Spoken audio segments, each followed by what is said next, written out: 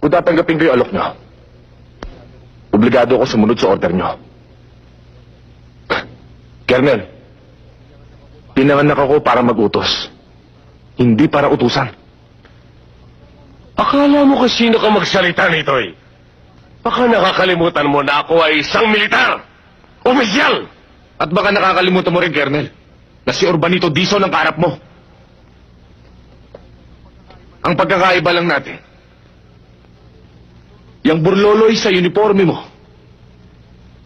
at ang ranggo sa dibdib ko. Pero kung sa pagkalalaki rin lang, hindi ako papayag na magpailalim sa'yo. Punyeta! Pareho lang tayo. Pareho lang tayong hubot-hubad na pinanganak, Colonel. Pag namatay ka, at namatay ako, magkasinlaki lang ang butas ng lupang paglilibingan sa ating dalawa.